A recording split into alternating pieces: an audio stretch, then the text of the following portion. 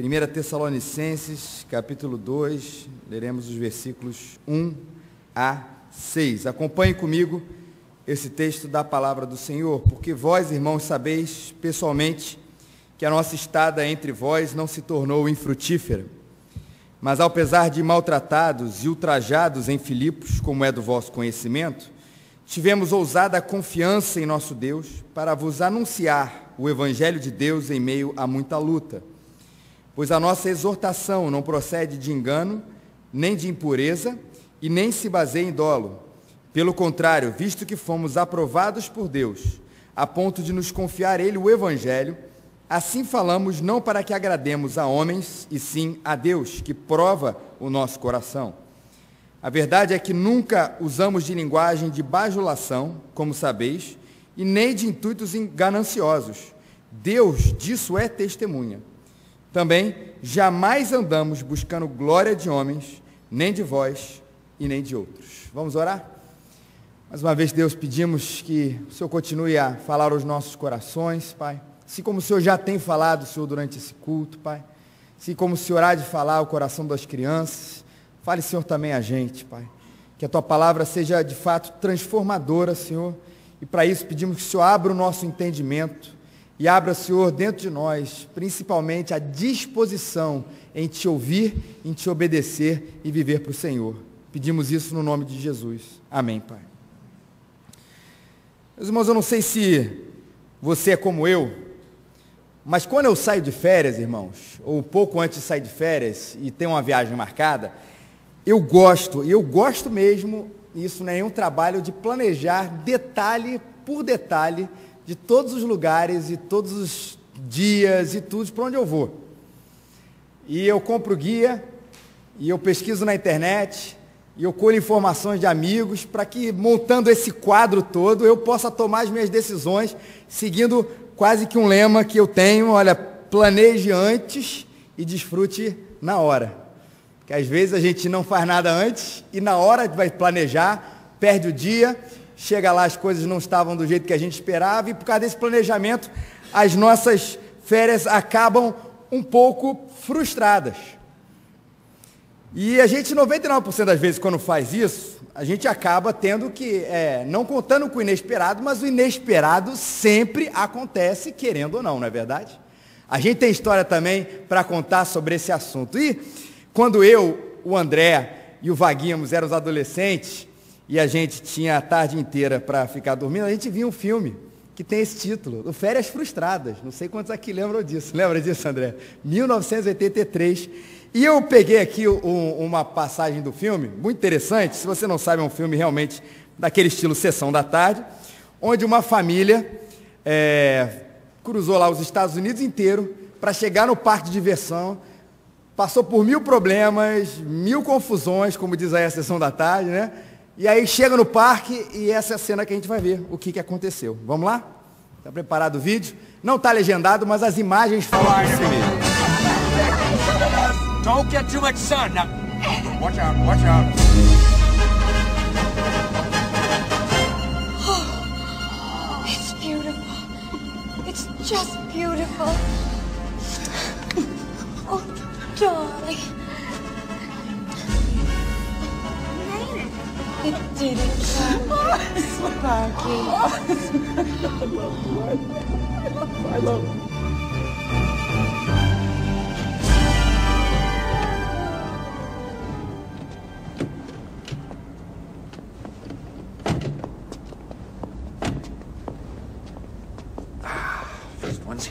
First one's here. Que é o primeiro a chegar, né? But we're so far away, Clark. Right. And at the end of the day, when the lot's all full and everybody's fighting to get out of here, we'll be the first ones out, too, right? Why? Because we're the Griswolds! Come on, I'll race you.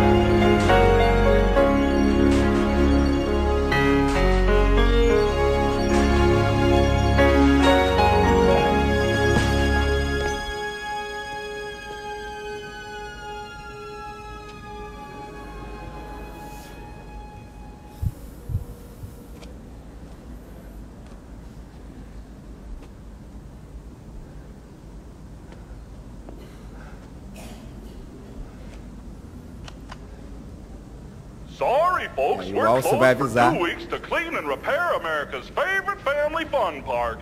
Eles estão fazendo Sorry. manutenção no parque e estão fechados durante 2 semanas. Isso aqui já foi. Don't get too much sun. Now, watch out, watch Bota out. aí que tá voltando. Olha, não sei se você lembra do filme, que depois ele surta de uma maneira tão grande, o Chevy Chase, que ele sequestra o funcionário do parque e obriga o funcionário do parque a abrir as coisas e fazer com que a família dele, que cruzou os Estados Unidos inteiro, passou por 1000 problemas, eles possam desfrutar do parque ali, né? Eu não sei se você faria isso, mas que dá vontade, dá, não dá, gente? Você se planeja certinho, é que nem viajar para a praia. Viajar para a praia é muito bom, né? Você vai, planeja, Porto de Galinhas, Búzios, Cabo Frio, seja lá onde for, aí chega lá, 5 dias de férias, vou aproveitar lá, Paulo. O que acontece? Chove. E não dá nem para brigar, né? Porque quem mandou chover é teu chefe, é teu dono, é o senhor de todas as coisas, aí não dá só para dar para se contentar. Tem coisas que a gente pode controlar, mas tem outras coisas que de fato fogem ao nosso controle. E por incrível que pareça, férias frustradas tem a ver com o nosso texto aqui, gente. Paulo diz, porque vós, irmãos, sabeis pessoalmente que a nossa estada entre vós não se tornou infrutífera. Mas apesar de maltratados e ultrajados em Filipos, como é do vosso conhecimento, nós tivemos ousadia, confiança em nosso Deus, para anunciar o Evangelho do Senhor em meio a muita luta. Por que que Paulo e essas coisas estão ligadas? Porque ele, pelo contrário do que o filme mostra, Paulo ficou absolutamente feliz, porque a estada dele não foi uma estada infrutífera. Paulo viajou, Paulo foi até Tessalônica e falou assim, olha gente, o fruto que eu estou colhendo aqui é muito maravilhoso, valeu a pena estar aqui com vocês. E 2 motivos seria essa palavra infrutífera, tanto o Howard Marshall como a Bíblia ESV falam sobre isso. O que poderia ser essa palavra infrutífera ou frutífera? Tinha a ver com o caráter da missão. A viagem não foi infrutífera, porque afinal, o caráter da missão foi pregar o Evangelho. Valeu a pena, porque a gente foi falar de Jesus. E falar do Evangelho, que é o caráter da missão, sempre vai tornar as nossas viagens, o nosso trabalho frutífero. Mas, por outro lado, também pode ter sido pelo resultado, a consequência da missão de Paulo junto à igreja de Tessalônica. Não foi frutífera porque, afinal, a missão teve resultados.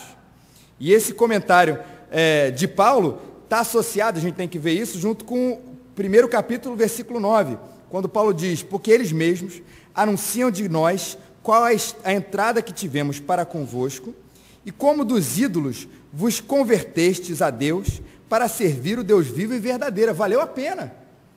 Vocês antes serviam os outros, como a gente viu domingo passado, serviam outros deuses, e a minha estada com vocês foi frutífera, porque eu falei do Evangelho, e esse Evangelho frutificou, e vocês abandonaram os outros deuses. Não tem alegria maior. Não dá para ficar frustrado quando a gente vai falar de Jesus. Mas Paulo também continua dizendo de que maneira isso aconteceu, dizendo que essa estada dele, essa viagem, não aconteceu de uma maneira muito tranquila, não aconteceu de uma maneira muito light, como muitos esperavam que fosse. Assim como no filme, mas o contrário do resultado do que a gente viu ali, eles passaram por muitas dificuldades para chegar onde eles chegaram. Isso ele mesmo fala. E diz a palavra de Deus que foi em Filipos, onde eles enfrentaram problemas incríveis. E a gente vai ler isso lá em Atos, não vamos ler agora, só quero que você registre isso, Atos 16, 11 e 40. Onde Lucas vai contar o que é que eles passaram lá na cidade de Filipos.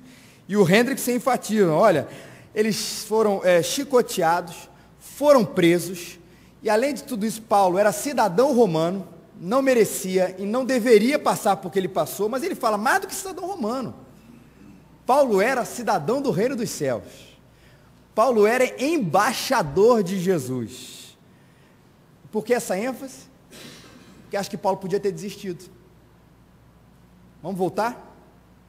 Você vai sair de férias, e é tanto problema na estrada, e tanto problema que vai chegar até lá, que uma hora você fala assim, sabe, é uma coisa melhor não ir. Vamos falar de Paulo? Poxa, a gente passou por Filipos, foi chicoteado, foi açoitado, foi preso, caluniado, toda aquela perseguição que a gente conhece, que acompanha a vida dos homens de Deus em Atos e até hoje em dia. E cá entre nós, seria um mau conselho dizer assim, Paulo, vamos fazer o seguinte, você passou por isso tudo, dá uma descansada. Para por um tempo. Passou por tanto lá em Filipos, não vai agora a Tessalônica não. Segura um pouco a sua onda, fica um pouquinho aí, descansa, trabalha, tem um tempo de oração, depois, dá mais um tempo, um mês, um dia, um ano, anos, depois de passar tudo isso, você vai lá e começa e continua a pregar o Evangelho lá em Tessalônica. O que eu acho incrível, meus irmãos, é que Paulo vai lembrar desse episódio para dizer, olha, nós passamos por tudo isso e nós não desistimos. E eu acho, meus irmãos, que as coisas mais duras, que é o que o apóstolo Paulo viveu, não foram um empecilho para que ele continuasse a obra de Deus. Mesmo a prisão, mesmo os açoites, mesmo a difamação, nada disso impediu que Paulo continuasse a fazer aquilo que ele foi chamado. Eu acho que ao contrário de Paulo, às vezes nós encontramos motivos menores para não fazer aquilo que a gente poderia e deveria fazer. E Paulo, com motivos maiores, ainda assim justos, maiores, continua a fazer aquilo que Deus colocou na mão dele. A gente não segue em frente e diz, olha, eu não tenho muito tempo. Olha, diz, olha, mas eu estou muito cansado, a minha semana é uma semana muito corrida, aí chega final de semana, ou durante a semana à noite, eu tenho que estudar, eu tenho que fazer isso, não dá, e eu fico muito cansado, é o meu tempo de descanso. Olha, fazer as coisas e trabalhar na igreja, trabalhar no reino de Deus, dá muito trabalho, eu sei disso, e tem uma frase, meus irmãos, que eu considero essa frase enigmática, as pessoas dizem assim às vezes, olha, eu prefiro ficar só nos bastidores. Digo enigmática porque muitas das vezes é verdade. É gente, olha só, eu não me bota para falar, eu não quero fazer absolutamente nada, mas trabalha atrás das cortinas, que é uma maravilha. Mas às vezes essa frase quer dizer o seguinte, olha, de vez em quando der, eu faço, mas eu não tenho muita coragem de falar para você não, pastor. Então eu vou falar que eu vou trabalhar nos bastidores, que é mais ou menos uma desculpa para ficar bem com você, com a igreja, com a liderança, com o conselho, com a SAF, com a UPA, com a MP, com a junta, seja lá o que for. Por isso que eu digo que essa frase é um pouco enigmática. E o que eu achei interessante é Paulo destacar isso na própria vida dele. A gente sofreu muito, mas nós não desistimos. A gente sabe que dá trabalho e a gente até é preso e apanha por isso.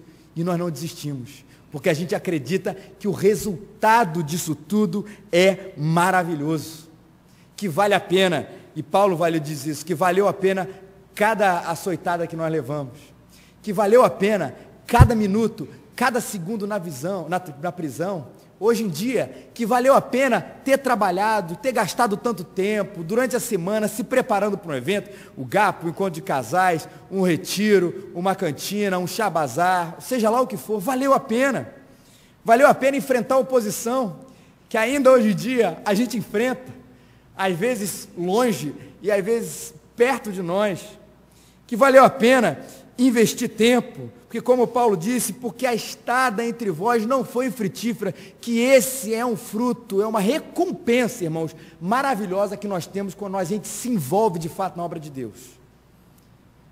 É a gente saber que o que a gente faz não é infrutífero. Recompensa maior é essa, meus irmãos, é ver que Deus, através de nós, colocou vidas aos pés de Jesus.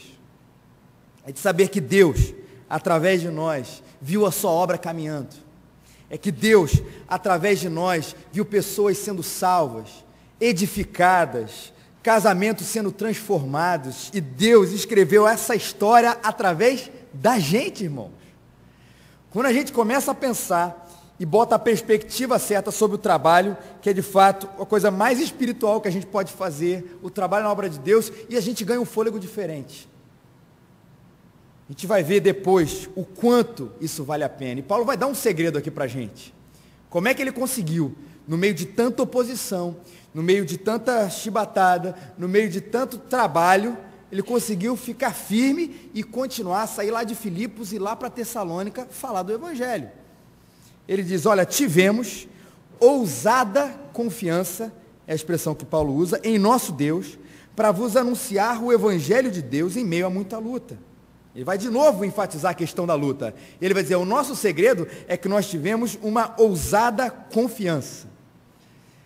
E para ilustrar um pouco isso, acho que ousada confiança, eu sei que não é a melhor prática, mas eu acho que vai dar para a gente ilustrar, é de um apostador. Eu falei, não é a melhor prática, mas acompanha comigo, é só uma ilustração. Vê lá o cavalo azarão e fala assim, olha, eu vou dar 10 mil reais. Assim, poxa, o cara é ousado. Aí chega um outro e fala assim, 10 mil nada. Eu vou dar 100 mil reais naquele cavalo, porque eu acredito que ele vai ganhar aquela corrida. Esse rapaz é ousado. E chega um terceiro, eu vou dar 1 milhão e não se fala mais nisso.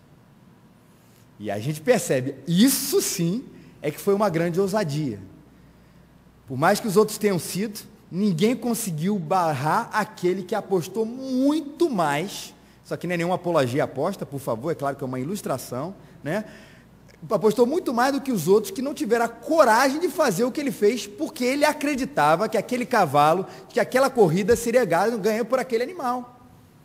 Isso é ousada confiança, irmãos. E essa expressão, o Howard Marshall descreve, na Bíblia, ela é colocada de duas maneiras. Primeiro, a liberdade do cristão para ir à presença de Deus.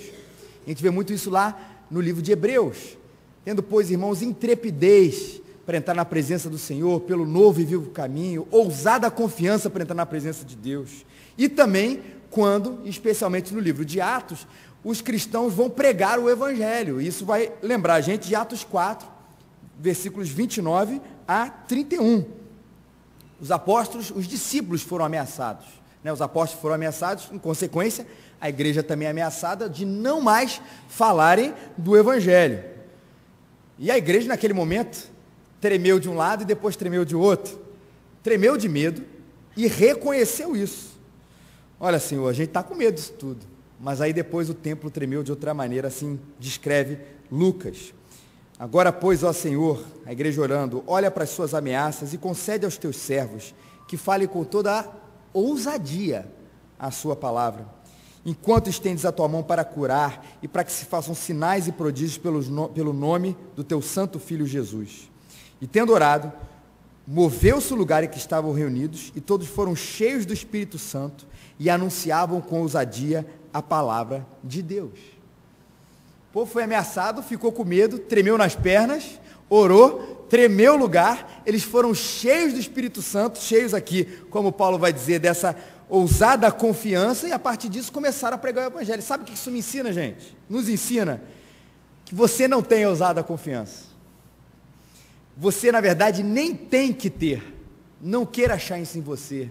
De fato, você tem que pedir a Deus para que Ele te conceda isso. E a melhor notícia é que, se é para a sua glória, se é para a sua obra, Deus faz tremer o lugar, Deus faz tremer o nosso coração e concede aquilo que nós não temos para fazer a sua própria obra. Sabe quando a gente está desanimado com tudo? Pede a Deus, você não vai ter esse ânimo não. Não procure em você, procure em Deus. Deus vai fazer mexer o seu coração. Ficou decepcionado com fulano, com ciclano, seja lá o do que for, com as coisas, a dificuldade em si do trabalho, a gente às vezes fica cansado, pede a Deus. Não procure em você. Tente achar esse lugar de oração para que Deus te encha com essa santa e ousada confiança de que Deus pode fazer infinitamente mais do que aquilo que nós pedimos e pode fazer nascer dentro de nós as virtudes, a coragem, a força, a esperança, a renovação que nós não temos por nós mesmos, meus irmãos. Mas como é que esse evangelho é frutífero? Ele faz diferença, diz ali a palavra de Deus, né? Porque o próprio Senhor, que conhece os propósitos humanos, coloca ali a sua mão. Diz o apóstolo Paulo, porque a nossa exortação, o evangelho é poderoso, e ele se faz poderoso através de nós, porque nós temos uma ousada confiança, e porque também a gente olha para as nossas vidas, olha para os motivos que nós falamos de Jesus, olha também para os não motivos pelos quais falamos de Jesus, e a gente percebe pureza. E Paulo vai argumentar por que ele está falando do Evangelho e por que também ele não está falando. Olha, eu não estou falando por causa disso. Primeiro exemplo negativo, porque a nossa exortação, porque o nosso ensino, a nossa palavra, a nossa pregação não procede, ele vai falar de 3 coisas. Aí, de engano, é o que ele diz, nem de impureza, e depois, e nem se baseia em dolo, é o que diz a palavra do Senhor no versículo 3, pois a nossa exortação não procede de engano, de impureza, e nem se baseia em dolo. O que quer dizer cada uma dessas verdades? Olha, eu estou falando com vocês não por engano, ou seja, a minha verdade, ela vem de Deus, não é loucura da minha cabeça, não é um grupo que se reuniu para elaborar uma doutrina que possa, de alguma maneira, ganhar alguma coisa com aquilo, fruto da cabeça humana. O que eu falo, ele vem de Deus. Não é de impureza, e aí não quer necessariamente dizer impureza sexual, mas talvez, como complementando o que a gente falou aqui, não é um desejo errado de lucro. Não vem da minha cabeça, vem de Deus, não é de engano. As motivações, eu faço isso não para ter lucro, não é por nada impuro, nenhum motivo que fira aí a ética, nenhum motivo que fira a palavra de Deus, é por amor, não vem de impureza e nem se baseia em dolo. Não estou fazendo isso para, de alguma maneira, prejudicar vocês ou alguma coisa que nasce de uma maneira intencional, usando métodos errados para impressionar o público. Não estou fazendo isso não. Não é de má intenção que eu estou dizendo isso. Isso fez me lembrar, uma vez eu li um livro que falava sobre alguns bastidores de igrejas. É um pastor que percorreu tem integridade suficiente para falar, percorreu algumas igrejas, alguns arraiais aí. Ele falou que uma vez ele conta essa história, que ele viu, e o pastor disse que fazia isso. Uma igreja tinha uma cruz, e quando as pessoas tocavam naquela cruz, ela fazia tipo um choquezinho. E o pastor falava que aquilo ali era o poder de Deus saindo. Mas na verdade era algum fio mal encapado. Mas aí a pessoa foram tocando, foram acreditando, e ele foi deixando, né? Não vou falar, não vou explicar, mas também não vou deixar de explicar. Deixa o povo acreditar. E aquilo virou uma prática na igreja. Ele falou assim, isso é má fé. Isso é uma pregação que se baseia em algum engano para tentar impressionar o público, alguma coisa parecida. E isso era comum de alguns pregadores e oradores e filósofos da época aqui do ensino bíblico. Eles faziam isso, alguma coisa, alguma mágica espetacular para impressionar e a partir disso ter algum lucro das pessoas, meus irmãos. É alguma coisa que aconteceu e parou no primeiro século. Hoje em dia não tem mais isso. Não tem pregação para ter lucro, não tem pregação vendendo bênção, não tem pregação para botar meia e ganhar 350 reais, não tem nada disso, irmãos. Isso foi lá no primeiro século, para ver como as coisas são antigas. Paulo falou, não é por causa disso não. Pelo contrário, versículo 4, visto que nós fomos aprovados por Deus, a ponto de nos confiar a Ele o Evangelho, assim falamos, não para que agrademos a homens, e sim a Deus, que prova o nosso coração. Ele falou assim, pelo contrário, a gente não faz nada assim não. Nós fomos aprovados por Deus, por esse Deus que prova o nosso coração. Essa palavra prova aí é dokimatsu. É o Deus que examina, prova, aprova, faz a gente passar pelo fogo para que continuemos a obra. Interessante, eu acho que às vezes Deus mesmo bota empecilho. Deus às vezes bota empecilho na sua obra para ver o que de fato a gente está querendo com aquilo. Porque na medida que os empecilhos vão acontecendo, os empecilhos que vêm de Deus, a gente vai se avaliando, né? Porque Deus conhece o nosso coração. Quando Deus nos prova e nos aprova, muitas vezes é para que a gente conheça aquilo que se passa dentro de nós. Porque Deus mesmo sabe. E a gente vai vendo, e se é um motivo fútil, primeiro motivo, a gente deixa para lá. Se de repente é um motivo um pouco menos fútil, seja lá por que razão, no segundo motivo a gente separa, no segundo obstáculo a gente continua e no quarto a gente desiste. E Deus coloca isso para que a gente conheça o nosso coração e fique, meus irmãos, com a única motivação que de fato interessa, que é o amor a Deus e o amor às pessoas de Deus. Amor ao povo de Deus, o amor ao próximo. E Deus faz isso, meus irmãos. Por isso, como diz a palavra de Deus, não estranhe o fogo que há entre nós. Não estranhe a dificuldade quando você se coloca para fazer alguma coisa para a glória do nome do Senhor.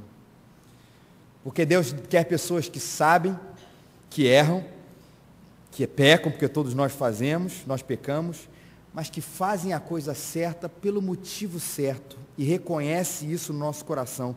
E a única maneira da gente saber isso é quando Deus nos prova. E depois nos aprove, irmãos. Falamos não para que agrademos a homens, e sim a Deus, que prova o nosso coração. Paulo diz, olha, gente, não é assim não. A gente passou por muita dificuldade para passar até aqui, fomos provados e aprovados, louvado seja o nome do Senhor, e o que a gente fala, reconhecemos que vem de Deus, porque o que a gente fala não é para agradar as pessoas, e sim a Deus que conhece o nosso coração. É outro modo que Paulo vai falar da sua autoridade e da sua motivação. Porque volta e meia, ele diz aí para a igreja de Tessalônica, vocês vão ouvir coisas que não agradam. E Paulo não é o dono de uma loja onde, diz o dito comum, o freguês tem sempre razão. O dono da loja é Jesus. E é Ele que a gente agrada. É Ele quem tem razão. A igreja e o povo não é um grande mercado consumidor, onde a gente muda o discurso para agradar, onde a gente muda o discurso para entreter, onde a gente muda o discurso para atrair. Paulo vai dizer assim, o que a gente vai falar aqui não é engano, é a verdade. Eu não vou falar necessariamente aquilo que vocês querem ouvir, assim como eu não ouço aquilo que eu quero ouvir, eu vou falar aquilo que vocês precisam ouvir, que vem da parte dos céus. E por isso, quero dizer uma coisa para você, ame o incômodo. Porque não existe progresso sem que o incômodo aconteça.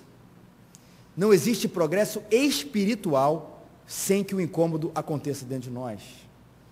A acomodação, meus irmãos, é o grande sinal da nossa morte, da nossa letargia espiritual, da nossa paralisia espiritual. Quando a gente ouve e sai e nada nos incomoda. Nada nos incomoda. Não é a palavra do pastor, meus irmãos, entenda bem, ou qualquer palavra que tenha sido dito aqui, mas como o Espírito Santo aplica isso dentro do seu coração e você percebe que de fato ainda as coisas que precisam ser mudadas, e se você ouve, se você lê, se você escuta essa palavra, isso não produz de alguma maneira um incômodo em você, reveja. Porque para progredir, a gente tem que ser confrontado. Para progredir, Deus precisa tocar num ponto que é desconfortável a nós, que no fundo nós sabemos, mas às vezes desligamos a chave e deixamos isso para outro canto, porque nós não queremos tratar disso, vamos ouvir aquilo que nós já sabemos, irmãos. Ame o desconforto. Mas ame como um meio, um caminho para a sua mudança, para o seu progresso, para o seu crescimento espiritual. Diz Paulo, não vem a minha palavra de intuitos gananciosos e nem buscando glórias de homens. Vai repetir ou vai destrinchar ainda mais esse conceito de que não é para homens, não vem para ganhar nada de você. Depois Paulo vai continuar falando mais sobre esse assunto da questão financeira. Não vem aqui para ser aplaudido, não vem buscar glória de homens, não vem aqui para vocês me reconhecerem como um grande apóstolo, nada disso. Não é dinheiro, nem poder que me move até aqui, mas o amor que eu tenho pela vida de vocês e ponto final. Por isso reconheça essa minha autoridade. Função disso, meus irmãos, 3 coisas para a gente concluir. Primeiro, se entregue para Deus e para a sua obra.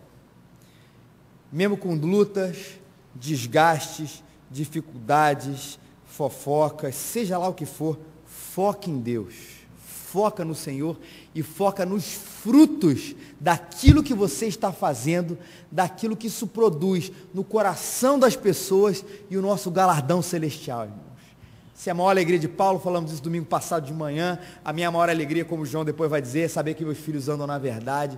A grande alegria, a felicidade na obra de Deus é essa, saber que pessoas são tocadas. Foque nisso e foque em Deus, que a recompensa são vidas na presença dEle. Lembra o que a gente falou? É Deus escrevendo a história, usando a sua vida, e a sensação é maravilhosa. Eu acho que o que mais perto a gente pode ter de satisfação, de plenitude, de completude, é quando a gente vê alguém se entregando para Jesus. Ou ver que Deus usou um pecador safado como eu e você para abençoar outras vidas. Que coisa tremenda, que milagre que Deus quer fazer, e às vezes a gente está no primeiro obstáculo, segundo, terceiro, deixando de lado por qualquer outro motivo. Não faça isso. Foque em Deus, foque nos frutos, mas se entregue para Deus a sua obra. Peça ousadia. Se você tem ousadia, peça coragem. Se você tem coragem, peça força. Se você tem força, peça esperança. Peça alguma coisa que você não tem. E que você, olhando lá, fundo no seu coração, você sabe que você não vai encontrar. Pede para Deus. Que Ele quer realizar essa obra espiritual e milagrosa. E insista e persista com Deus, que Ele dá o que você não tem para fazer a sua própria obra, para a glória do nome dEle. Ele te chama e Ele te capacita. E a capacitação, irmãos, não é apenas a habilidade de fazer alguma coisa, né? Isso também Deus faz, mas às vezes é a nossa disposição interna, que às vezes é isso que a gente faz. A gente tem a habilidade, a gente sabe fazer, mas falta dentro de nós ou o ânimo, ou a força, ou a esperança, ou a vontade, ou é muito cansado, seja lá o que for. Peça a Deus para mudar isso em você e insista. Não peça e fique sentado. Peça e insista e continue a fazer, que na medida que você faz, Deus vai, como Jesus vai dizer lá no Evangelho de João, capítulo 15, na medida que você vai fazendo, Deus vai te limpando, na medida que você vai sendo mais usado, Deus vai te podando, para você ainda fazer mais e mais. E a ideia aqui é de um contínuo, de uma roda.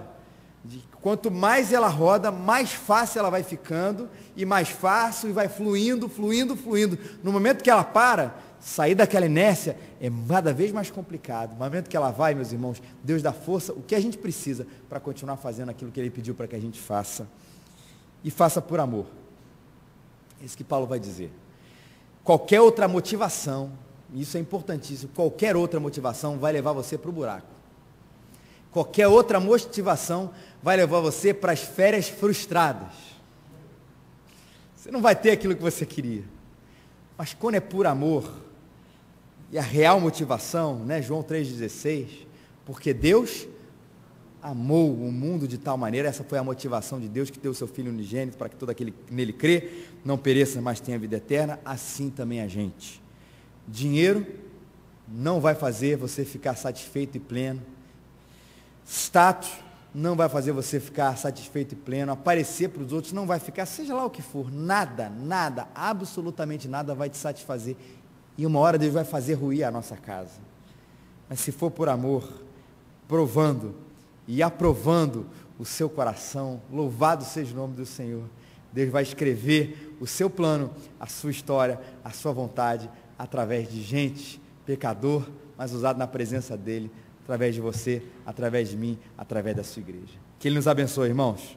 Vamos ficar de pé, vamos orar.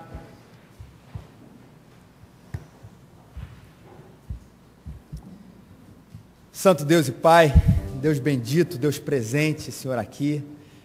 Obrigado, Senhor, pelas nossas lutas que nos provam. Obrigado, Senhor, pelas nossas lutas que nos aprovam, que fazem, ó Deus, nós mesmos conhecer os motivos, as razões pelas quais fazemos alguma coisa, Senhor. Pedimos, ó Deus, que através, Senhor, dessas lutas, ó Deus, a gente não desista. Através dessas lutas a gente conheça ainda mais o Teu poder. Através dessa luta a gente conheça ainda mais, Deus, o Teu amor, Deus, conheça ainda mais a esperança que o Senhor pode botar dentro de nós, a renovação que o Senhor pode colocar dentro de nós. E descubra cada vez mais, ó Deus, que nenhum motivo vale, Senhor, fazer se não for o amor a Ti e o amor ao Teu povo, Senhor.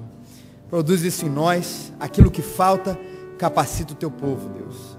Aquilo que nós não temos, Senhor, pedimos que o Senhor nos dê, Senhor, mas que a gente se entregue para o Senhor para fazer a Tua vontade, Deus. Dá-nos uma semana abençoada, Senhor. Dá-nos uma semana frutífera na Tua presença. Dá-nos uma semana, Deus, de vitórias, de lutas, ó Deus, e de intimidade com o Senhor. É o que nós queremos Te pedir, no nome santo e poderoso de Jesus. Amém, Senhor.